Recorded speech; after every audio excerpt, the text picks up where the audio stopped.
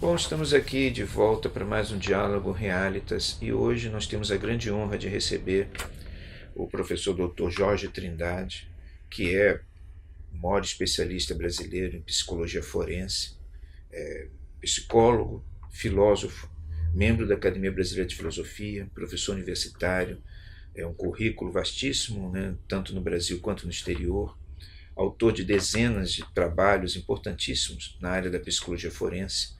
Então hoje para nós é extremamente importante estar aqui com ele e poder compartilhar, né, do conhecimento que ele tem e divulga. Ele é também diretor do Instituto de Psicologia Jorge Trindade, que é um centro de referência importante na área de especialidade.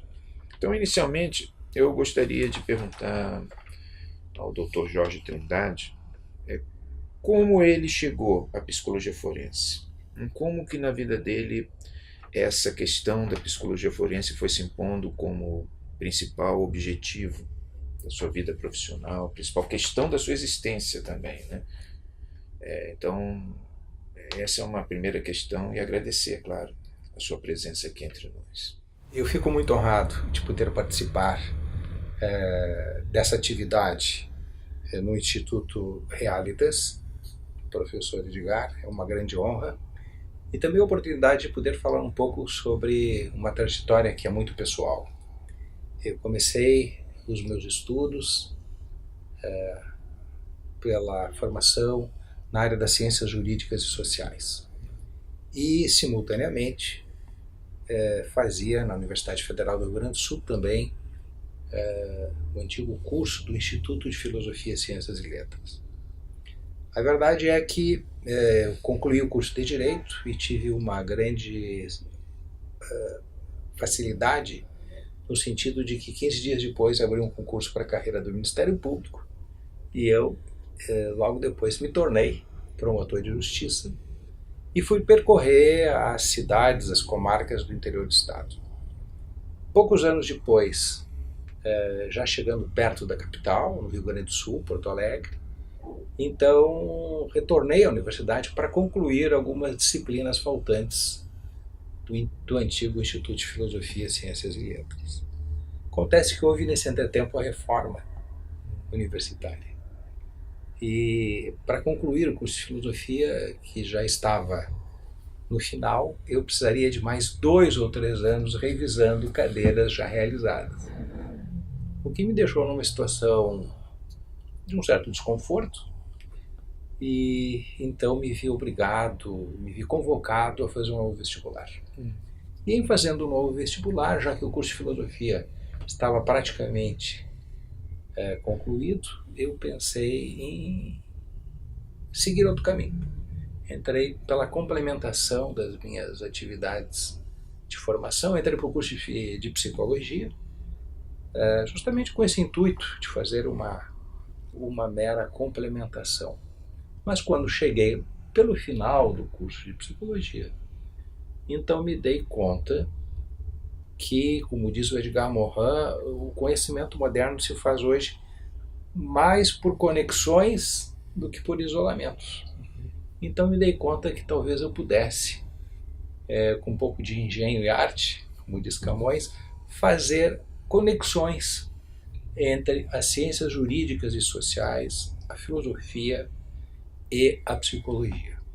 E nessa imbricação de conhecimentos, a área que nós começamos, por dizer assim, no Brasil, no Rio Grande do Sul, a desbravar, foi a área da psicologia forense. Essa área de intersecção, de ligação, às vezes até de encruzilhada, entre o direito e a psicologia, tentando explicar fenômenos de natureza psicológica que têm direta relação ou coimplicação com a área jurídica e com os operadores do direito. Então essa foi, digamos assim, a trajetória que nos trouxe a essa prática que já dura para mais de 20 anos, que é o campo de estudo e de trabalho da psicologia forense. Bom, é um tema que é sempre um tema importante e de muito interesse público, mesmo porque as pessoas ficam preocupadas com isso sempre. É a figura em inglês se chama de serial killer, assassino serial, que é um tema importante, relevante na psicologia forense, né? Eu sei que o senhor estuda isso e tem uma experiência com isso. O que é isso exatamente? Que fenômeno é esse? Como é que a psicologia forense analisa o serial killer hoje?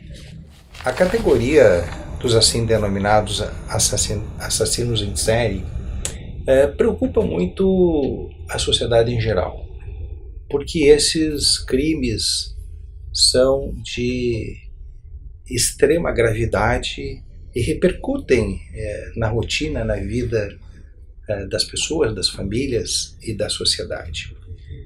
Nós sabemos hoje que o serial killer é sempre um psicopata, embora nem todo o psicopata venha a ser um serial killer. Ainda bem, né? Mais ou menos, ainda bem, porque senão seria a catástrofe maior ainda. Pois é. Estima-se que 1% dos psicopatas cheguem a configurarem assassinos em série.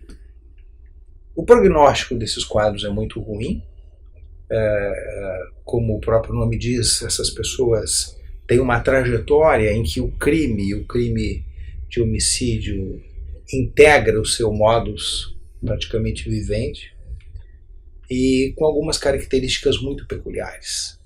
Eles são incapazes, evidentemente, de ter sentimentos fraternos com os outros, não têm nenhuma empatia, não conseguem se colocar no lugar do outro e ver o sofrimento do outro, mas ao contrário, parece que tem algum gozo psíquico, no sentido de que o sofrimento alheio lhes traz alguma gratificação, paradoxalmente, que isso possa ser percebido por nós. Então é um problema de grande relevância, de grande impacto social. O serial killer também tem características no seu modo de cometer os crimes, que é o traço da violência. Aquela violência muito mais extensa do que a violência necessária para cometer um delito. Eles vão muito além e, não raras vezes, na prática desses crimes violentos de morte, deixam uma marca, que em psicologia forense nós chamamos de assinatura. Deixam uma marca, uma assinatura que é um traço da maneira como eles costumam praticar os seus delitos e que tem espaço, dá espaço para grandes interpretações. Porque o que significa um serial killer, por exemplo, que comete os seus crimes deixando uma assinatura, uma marca? Parece que está desafiando os rigores da lei, a autoridade, no sentido de que a marca é um jogo entre a vida e a morte, é um jogo pelo qual ele não pretende ser descoberto e mostra o seu poder, a sua virulência, o seu poder de destruição e de morte, desafiando simbolicamente o poder da autoridade. Então são conhecidos na história são conhecidos alguns sujeitos com essas características de assassinos em série, que deixaram uma determinada marca, um determinado tipo de lesão, ou uma peça, ou um lenço amarrado no pescoço da vítima. São características que denotam, do ponto de vista psicológico forense, o confronto do crime, digamos assim, essa metáfora de um orgulho de ser criminoso com o poder da autoridade. São personalidades muito típicas dentro do estudo da psicologia forense, aliás, que reclamam cada vez mais estudos, porque há muito a se descobrir nesse campo, mas também nós sabemos que todos eles têm essas condições que configuram uma personalidade do tipo psicopática. Os psicopatas estão sempre dedicados a fazer o mal ao outro, à sociedade, e não tem nenhum remorso pelas práticas delituosas que realizam. Costuma-se dizer que o psicopata é como o gato. Ele só pensa nele mesmo, ele não pensa no rato. Mas a diferença entre o psicopata e a vítima é que o psicopata, diferentemente do rato, sempre sabe quem é o gato. Então nós temos assim até esse jogo de palavras, mas que mostra muito bem essa maneira peculiar de funcionamento psíquico desordenado, caótico, mas ao mesmo tempo organizado no que tange ao crime, né? A essa, aspas, vocação ao crime. É um comportamento muito organizado, muito planejado, o que faz com que seja muito diferente de um sujeito que eventualmente na sua trajetória existencial, por razões múltiplas, às vezes de ciúme, às vezes de rancor, às vezes numa própria reação, vem a cometer um crime e às vezes até um crime de homicídio. É muito diferente, porque as estruturas de personalidade estão organizadas, né, com elementos muito distintos. Então hoje a psicologia forense oferece hoje recursos que permitem, com uma certa segurança, identificar os elementos estruturais da personalidade que definem, que caracterizam tanto uma estrutura psicopática quanto aqueles indivíduos que podem ser definidos como serial killer. É um grande avanço isso. O serial killer ele tem cura? Cura é uma palavra complicada no campo da psicologia forense e até mesmo no campo da psicologia e da psiquiatria e da psicopatologia. A gente pode dizer que o prognóstico é muito sombrio, que o prognóstico é muito ruim, ou seja, as relações de investimento, a relação custo-benefício não apontam para tratamentos eficazes quando se trata de pessoas, de pacientes que possuem uma estrutura de personalidade do tipo psicopático. Isso nos tem levado, de uma forma talvez assim mais simplificada, a generalizar, dizer que os psicopatas são incuráveis. No estágio do desenvolvimento da ciência psicológica e da psiquiatria, nós hoje podemos dizer que os resultados são muito limitados. Embora ainda, pessoalmente, eu tenha essa crença de que nós sempre devemos exaurir todos os nossos esforços científicos, técnicos, pessoais, para obter a melhora, um resultado mais favorável e digno de novo para a vida dessas pessoas. Essa é a questão de uma crença individual. Agora, entretanto, na prática, a relação de tratamento com personalidades do tipo psicopático é muito frustrante, ela é muito ruim, há um péssimo prognóstico. Isso é um tema realmente muito interessante e é um aspecto desse desejo que algumas pessoas têm de matarem, que é o daquelas pessoas que, principalmente em lugares públicos, institucionais, né, me parece, empresas, escolas de uma forma muito evidente, ou igrejas, se saem e matam em série numa determinada circunstância. Parece que existe um nome para isso, que é síndrome de Amok. Isso também é uma coisa que mobiliza muitas pessoas, porque todos nós frequentamos lugares públicos, institucionais, e sempre há o risco desse tipo de experiência traumática, né? Como é que o senhor entende isso e vê essa síndrome? Professor Edgar, esta síndrome que é conhecida na medida em que os meios de comunicação social frequentemente revelam episódios dessa natureza, recebe o nome de síndrome de Amok. Amok é uma palavra um pouco estranha, mas ela tem a origem malaica e estaria relacionada originariamente a um tipo de punhal muito afiado, muito perigoso, que o malaico usa e que, eventualmente, em um surto de natureza psicótica, o malaico então sai com esse punhal pelas ruas, como uma pessoa desnorteada, enfurecida, que é uma das características do surto psicótico, sai pelas ruas com esse punhal gritando Amok, Amok, Amok.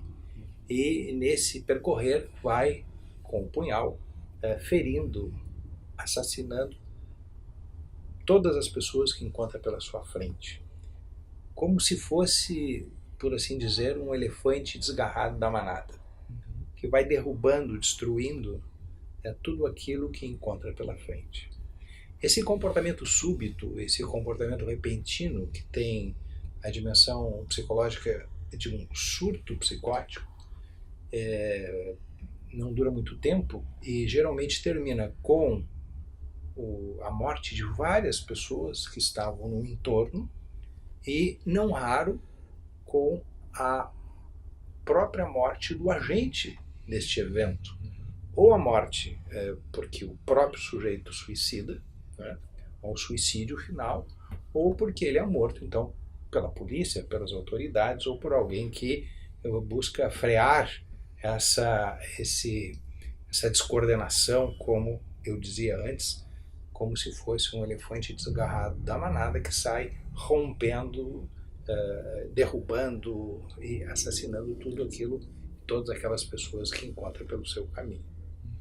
O que chama, entretanto, muito a atenção nesta síndrome, que está muito correlacionada com uma síndrome pertencente à cultura. Nós chamamos a síndrome de Amok como uma síndrome de uma determinada cultura. E por que se questiona esta síndrome desenfreada de impulsividade em que o sujeito vai assassinando e destruindo tudo aquilo que vê pela frente? Porque o mais paradoxal de tudo, professor Edgar, é que esses episódios acontecem em espaços privilegiados. É um espaço sempre de cultura. Ou é numa escola, ou é como foi aqui no Rio de Janeiro, há uns anos atrás, no Realengo, né? Como já aconteceu em Argentina, como acontece nos Estados Unidos, com frequência, infelizmente. Enfim, em vários países, mas sempre com essa característica. Há uma relação desse agir desenfreado com um espaço privilegiado, um lugar relacionado à cultura. Ou são escolas, universidades, igrejas, teatros, lugares de reunião pública onde se celebra a cultura. Eu acho que é aí que reside exatamente o grande paradoxo desta condição ou desta entidade psicológica ou psicopatológica, que é um ataque à cultura. Porque o que se espera em uma universidade, em uma igreja, em um lugar que celebra a fraternidade, a igualdade, a paz, o respeito ao próximo, a educação.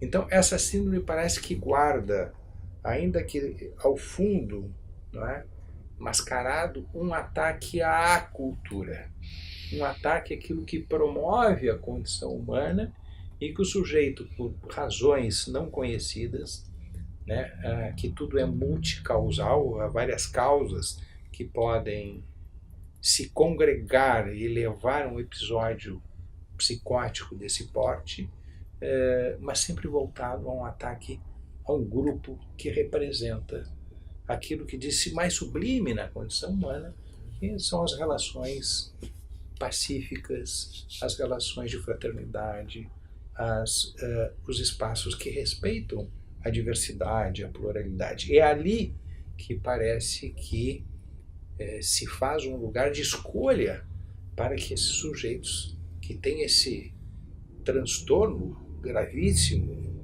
e desorganizador da vida individual, porque é um desorganizador, porque é evidentemente um fenômeno psicótico em que a personalidade se rompe como se fossem cacos de vidro, né, de um grande cenáculo de vidro que se esparrama em pedaços.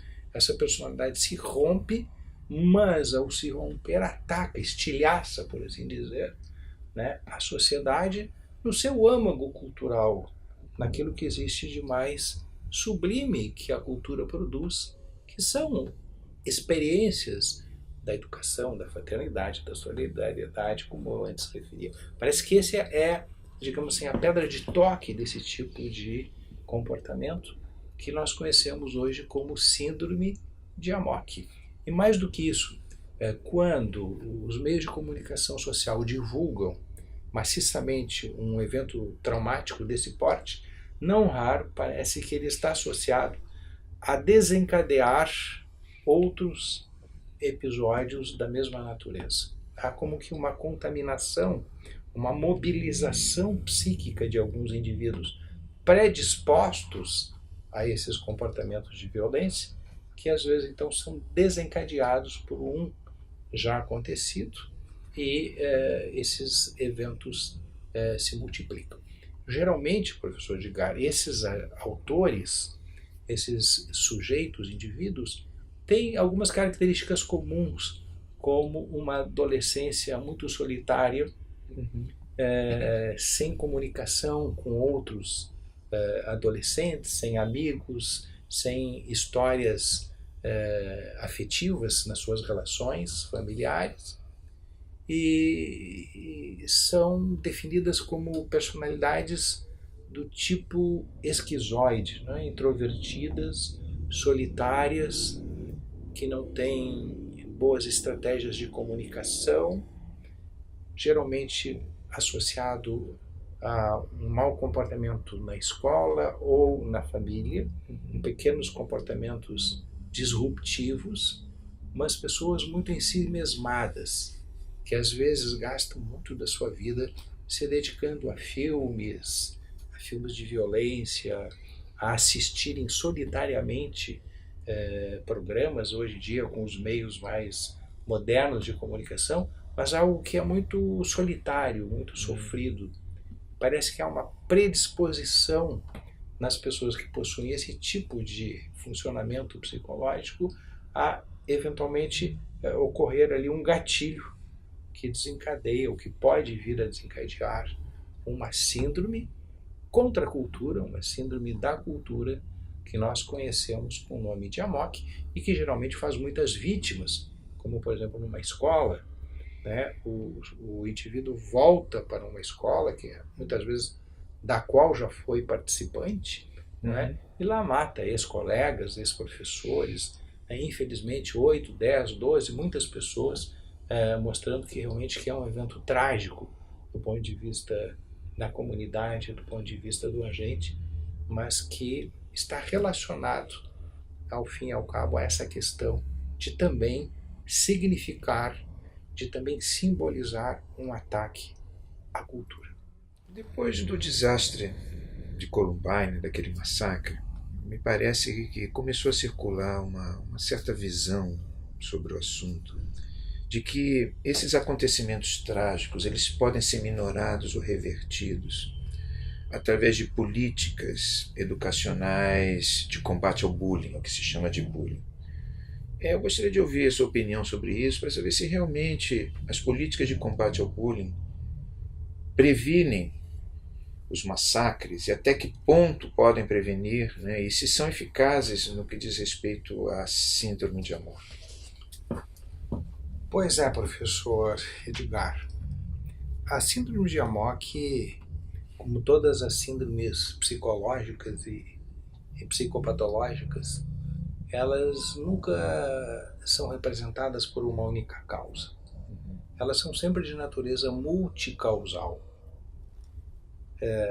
E, portanto, biopsicossociais, como se tivéssemos aí no mínimo um triângulo em que os aspectos biológicos, heredofamiliares, os aspectos psicológicos do mundo interno e também os aspectos do ambiente, não é, se congregam em algum momento, fazem uma constelação de fatores e contribuem para a eclosão de um incidente de natureza psicopatológica. Assim não é diferente quando nós falamos dos crimes violentos e em especialmente, da síndrome de Amok. É evidente que nós podemos estabelecer políticas públicas e políticas na área da educação, e sobretudo aquelas que privilegiam a família e as relações que ocorrem no âmbito e no seio familiar, no sentido de que a personalidade tenha um campo mais favorável para o seu desenvolvimento. E não há dúvida que a família e a educação são fatores importantes e imprescindíveis no bom e no saudável desenvolvimento da personalidade, desde o seu início, desde o início da vida humana. Agora, especificamente quanto ao fenômeno do Amok, reduzi-lo, um fenômeno tão complexo, não é, tão demarcado do ponto de vista do ataque, da violência, da destruição contra os patamares da cultura, daquilo que está instituído, que é uma aquisição de um determinado grupo cultural, resumir isto a uma única causa e correlacionar unilateralmente isto ao bullying me parece, no mínimo, um reducionismo, uma simplificação muito grande. Do complexo a uma coisa tão unilateral. Isso não afasta, evidentemente, isso não exclui, isso não quer dizer que o bullying não possa ser um dos fatores que em algum momento, em alguma dimensão, venha a contribuir para esse resultado de constelação de uma personalidade violenta. Com certeza, pode aí haver um fator de causalidade. Entretanto, fenômenos complexos não podem ser restritos a um único fator na sua causalidade. De maneira que, para além da questão do bullying, que é um fenômeno efetivamente importante, que merece nossa atenção, nas escolas, na família, nos bairros, mas muito para além disso, eu acho que uma política realmente comprometida em prevenir comportamentos dessa natureza teria que ser muito mais ampla e muito mais densa e, portanto, contemplar aspectos familiares. Uma coisa muito importante nos dias de hoje, os aspectos dos valores que se instauram na família ou desde a família, depois passando pela escola e pela sociedade, a construção desses fatores, tornar isso dinâmico, né, enquanto valores a serem introjetados, incorporados e compartilhados com originariamente o grupo familiar e depois os grupos mais extensivos, parece que seria um dos tópicos indispensáveis a qualquer programa de prevenção desses comportamentos violentos. De modo que a delinquência em geral, né, a delinquência grave, a delinquência mais violenta ou a delinquência contra o patrimônio, dessas novas modalidades hoje financeiras que existem, ela está muito relacionada também ao problema da desagregação dos valores. De modo que atribuirmos tudo a uma única causa, seja ela o bullying ou outra similar, seria, no mínimo, do meu ponto de vista, fazer uma grande simplificação desses complexos fenômenos e eventos que marcam uma sociedade que é justamente a sociedade da complexidade. Gostaria muito de agradecer ao professor Jorge Trindade por essa maravilhosa entrevista. Ele é do Rio Grande do Sul, está aqui no Rio de Janeiro e toda vez que vier ao Rio de Janeiro vai dar aqui uma entrevista para a gente, por favor. e parabenizá-lo pelo seu trabalho, pela importância do seu trabalho dentro do universo jurídico e psicológico brasileiro, né, que é um trabalho reconhecido e de imensa importância, e desejar que seu desenvolvimento intelectual, a sua aplicação profissional continue dando sempre bons frutos para a nossa sociedade. Muito obrigado, Dr. Jorge. O agradecimento é meu e o Instituto de Psicologia, cuja sede principal fica em Porto Alegre e tem uma filial, por assim dizer, hoje também em São Paulo, está sempre à disposição do Instituto Realitas e será um grande prazer sempre poder cooperar com esse lindo projeto. Obrigado.